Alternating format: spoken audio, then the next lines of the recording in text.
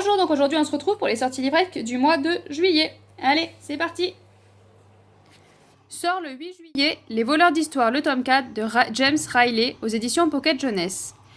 Je n'ai toujours pas commencé cette saga, j'ai le tome 1 dans ma bibliothèque parce que mon fils de 12 ans m'avait fait acheter ce tome-ci. Il l'a lu, il a beaucoup aimé et du coup j'ai toujours pas continué d'acheter la saga pour qu'il puisse continuer. Donc je me suis noté ce tome 4 pour me dire, voilà, il y a déjà le tome 4, donc si jamais il veut continuer, il peut. Il y a plusieurs tomes d'affilée qu'il peut enchaîner. Faisons un petit résumé. Qui n'a jamais rêvé d'entrer dans son livre préféré? Donc on va suivre Finn qui découvre que son amie Andy peut littéralement rentrer dans les livres et du coup elle peut rencontrer ses héros préférés. Andy va l'autoriser à l'accompagner dans ses explorations à condition de ne jamais changer le cours de l'histoire. Mais Finn a un tout autre plan en tête, il pourrait bien mettre en péril le monde fictif et le monde réel. Donc à mon avis, il a envie de changer le cours de l'histoire. Ça me fait penser à la cabane magique que mes enfants lisent, où ils plongent dans un univers grâce à une cabane, et ils vont dans une cabane dans les bois, et ils plongent dans un univers historique ou plein d'autres univers, et je trouve ça plutôt pas mal et original. On passe à une sortie du 14 juillet, Les Contes du Destin, le tome 1, La malédiction du capitaine Flint, écrit par Jacqueline Hobsbawm aux éditions MXM Bookmark. Le capitaine Kellan Flint est maudit. Si ces hommes le craignent naturellement, ils redoutent davantage encore le terrible démon des mers qui le possède. Les rumeurs le disent sans pitié, capable de trancher des gorges à la moindre contrariété. Pourtant, personne ne connaît véritablement le poids de la malédiction qui pourrait finir par le consumer, à moins qu'il ne parvienne à le briser. Quand après avoir tout perdu, l'innocent Fletcher se retrouve obligé de monter à bord du Crimson Knight, sa vie bascule. Pour lui, c'est le début d'une aventure inattendue au bord d'un bateau de légende. Mais la vie en mer est rude, et tandis que le temps leur est compté, les deux hommes devront faire face au plus grand des défis. Seront-ils prêts à en payer le prix? Donc le résumé, la belle couverture, ça me tente plutôt pas mal. Encore le 14 juillet va sortir Évolution de N.R. Walker aux éditions MXM Bookmark. En 2068, les androïdes font partie intégrante de la vie quotidienne. Big Brother ne surveille plus depuis longtemps, il se trouve dans tous les foyers. Lloyd Salter a des troubles obsessionnels compulsifs et se sent très mal à l'aise avec les autres êtres humains. Quand son ex lui affirme que la seule chose capable de lui correspondre serait un androïde, il ne l'écoute que d'une oreille. Pourtant, 2 ans plus tard, Lloyd admet qu'il avait peut-être raison. SAT Inc., le plus grand fabricant d'androïdes en Australie, a inventé l'unité entièrement compatible, également appelée classe A10. Sa dernière création est d'ailleurs l'androïde, plus connu sous le nom de SHAUN. Sean répond à tous les besoins de Lloyd, aussi bien physiques qu'intellectuellement. Mais Lloyd réalise rapidement que Sean n'est pas comme les autres, il apprend, il s'adapte. Personne ne doit savoir à quel point Sean est spécial. Personne ne doit savoir qu'il a évolué. Ça me fait penser au film Intelligence artificielle, je sais plus exactement, je crois que c'était ça le titre. Et ça me fait beaucoup penser à ça, et ça a l'air plutôt intéressant. Ensuite, je me suis marqué un petit manga qui sort le 1er juillet, L'Éden des sorcières, le tome 1 de Yumeji. Autrefois, plantes et animaux vivaient en harmonie, jusqu'à l'arrivée de l'homme. Incapable de coexister avec les autres espèces, il les a détruites sans remords. Faune et flore ont alors décidé de fuir et de se cacher. Voilà des centaines d'années que le monde n'est plus qu'une vaste étendue désolée. Pourtant, il existe encore de rares enclos de verdure. Ce sont les repères secrets des sorcières, ces femmes d'exception sensibles à l'appel des plantes. Rendues responsables de leur disparition, elles sont la cible de la haine des humains. Pili a grandi dans un de ces sanctuaires. Élevée par la puissante Toura, elle tente de développer ses pouvoirs, sans succès. Pour l'encourager, la vieille femme lui offre une graine qui doit la mener un jour vers l'Éden, un jardin verdoyant réservé à l'élite de leur communauté. La jeune apprentie n'a aucune envie de partir et préférerait passer sa vie à l'abri des regards. Mais son monde s'écroule le jour où les hommes en armes s'introduisent dans la cachette. Face à la violence des envahisseurs, tout semble perdu. Quand soudain la graine de Pili donne naissance à un énorme loup, mi-animal, mi-végétal. Serait-il le guide vers la terre des élus? Donc voilà, le résumé m'intrigue un petit peu. Je commence à me tourner un petit peu tout doucement vers les mangas. Donc du coup, je me suis dit, Note-toi-le. J'ai oublié de vous dire les éditions, c'est aux éditions Kiun. On va passer aux sorties poche. Donc sortira le 1er juillet jusqu'au dernier souffle de Rita Héron aux éditions Harlequin. Oui, je me suis noté un Harlequin. Fait très étrange.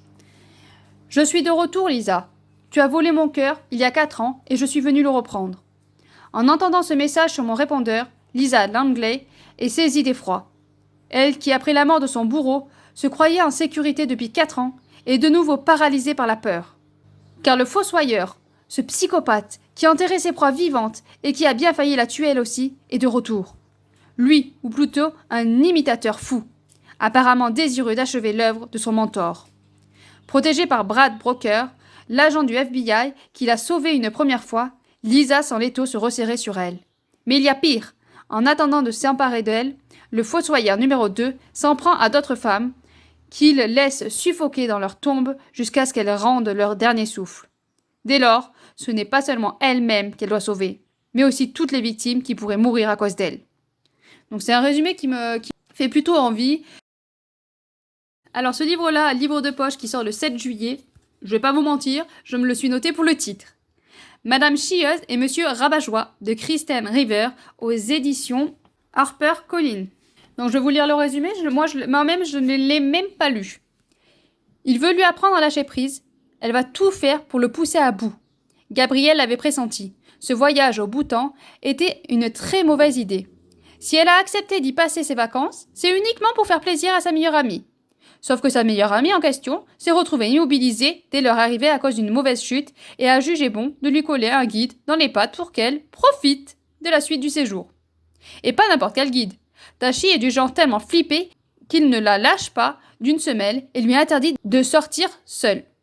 Pire, il s'est mis en tête de l'initier. Elle, la control freak par excellence, à la philosophie zen de son pays natal. Il veut se prendre pour un guide spirituel ? Ok, mais elle a bien l'intention d'être la pire des élèves. Et ce n'est pas son petit sourire craquant de baroudeur qui va l'amadouer. Donc ça a l'air plutôt rafraîchissant, comédie romantique. Voilà, pour l'été, ça peut être plutôt pas mal. Le 8 juillet va sortir Le Chaînon manquant de Franck Leduc aux éditions Pocket. C'est un livre qui a reçu le Grand Prix du polar de femmes actuelles. Une vertigineuse conspiration scientifique et politique où les incroyables découvertes, les meurtres et les énigmes se succèdent à un rythme effréné. Après la mort mystérieuse de son collègue universitaire, la très médiatique Sana Stanford se voit confier la direction d'un site de fouilles enfoui dans les Piémonts italiens. Très rapidement, la jeune préhistorienne et son généreux mécène sont précipités malgré eux dans une spirale infernale qui dépasse de loin le cadre de la paléontologie. Quel mystère se cache sous les Alpes italiennes et ensanglante les travaux de Sana et son équipe ? C'est ce qu'essaiera de découvrir un vieux commissaire, héros de la police italienne, aux méthodes parfois atypiques. J'avoue que c'est pas celui qui me tente le plus, mais bon, je me suis dit archéologie, petit thriller, pourquoi pas. Et enfin, un petit dernier pour la route, le 9 juillet va sortir K144 de Alexis Giacomuzzi. Donc là, au niveau des éditions, j'ai pas trouvé. Donc du coup, je suis désolée. Si je le trouve, je le marquerai. Mais voilà, j'ai cherché, j'ai pas trouvé. Donc là, on est avec un thriller.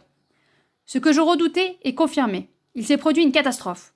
J'ai parcouru le quartier le long en large. C'est partout le même spectacle. Les rues sont désertées, les maisons vides, les véhicules ont été abandonnés au milieu de la route. Posté devant son domicile, Fred ne veut pas y croire. Pourtant, l'enfer qu'il a sous les yeux est bien réel. Il se dessine en lambeaux entre les habitations abandonnées et les dépôts de sable noir qui tapissent les rues. Que s'est-il produit ? Il aimerait en parler à sa femme, mais elle a disparu. Il aimerait trouver un ami, un voisin, de la famille, mais il est seul. Il ne le restera pas longtemps. Bientôt, il comprendra qu'il n'aurait jamais dû survivre au désastre qui vient de se produire. Bientôt, il devra fuir pour sauver sa peau. Bientôt, il comprendra que l'enfer de ce monde trouve son origine dans le passé de sa propre existence. Assez intéressant, un monde post-apocalyptique, une personne qui se retrouve tout seul. Voilà, ça me tente plutôt pas mal. Voilà pour ces sorties. Et voilà pour ces sorties presse du mois de juillet. Il n'y en a pas beaucoup, j'en ai noté voilà, un peu ce mois de juillet. J'ai vraiment noté ceux qui avaient l'air plutôt pas mal, mais j'avoue qu'il n'y en a pas beaucoup qui me tentent énormément, à part Le Conte du Destin et Kia 144, c'est ceux qui me hype le plus. Sinon les autres, voilà, les autres je me les suis notés, ils ont l'air pas mal, mais voilà, je vais voir des avis, je vais attendre des avis. S'il y en a qui les lisent et qui disent voilà celui-là il est pas mal tente. Il y en a qui sont en poche donc ils ont déjà dû être lus, donc je vais pouvoir trouver des avis dessus. Mais c'est vrai que voilà, ce mois-ci est peu fourni et tant mieux parce que j'ai une pile à lire qui déborde et j'arrête pas d'acheter, donc du coup bah, le fait qu'il n'y ait pas beaucoup de sorties est plutôt pas mal. Je pense que le mois d'août ça sera plus ou moins pareil. Après, avec fin août, c'est possible que du coup, il y ait plus de livres fin août. Mais s'il n'y a pas beaucoup aussi août, tant mieux, parce que voilà. Il faut arrêter de faire autant de sorties, nous on n'arrive plus à suivre après. Allez, n'hésitez pas à me dire ce que vous avez repéré vous comme sortie. N'hésitez pas à laisser un petit pouce bleu, ça fait toujours plaisir. À bientôt et bonne lecture bien sûr.